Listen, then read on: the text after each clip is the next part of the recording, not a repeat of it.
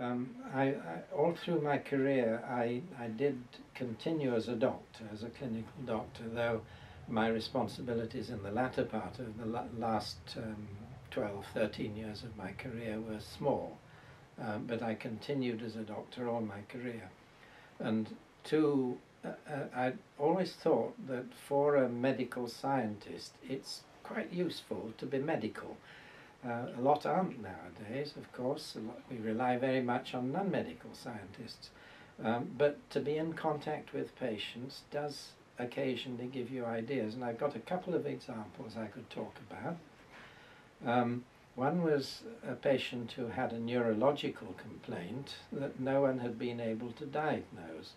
It was a mixture of various diseases, motor neuron disease, multiple sclerosis, and it looked like a number of different diseases, but no one had ever found out what it was. I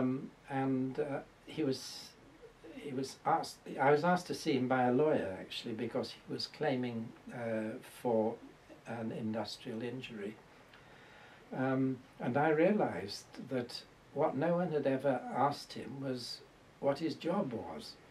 And I went into some detail in his job, and he was being exposed to very high concentrations of organic chemicals. He was a painter, and he was painting in the military, and he was painting inside submarine tubes, the tubes for torpedoes. And he was exposed, we estimated his exposure, it was very high. And so I thought, I knew a lot about solvents and their effects on the brain, but there was a great deal of argument about whether solvents could actually cause serious brain damage, or perhaps cause things like multiple sclerosis or motor neuron disease. A lot of debate about that. And as a result of that, I managed to get a research grant to study all the painters in that workplace.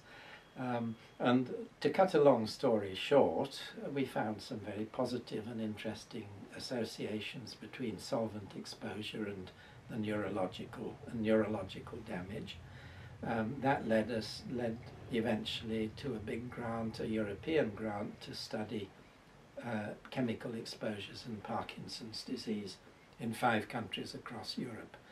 That wouldn't have happened, and I had an early interest in neurology, which I was able to take up in the last decade of my career, doing epidemiology and neurology.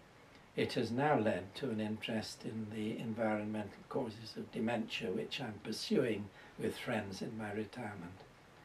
So that's one example.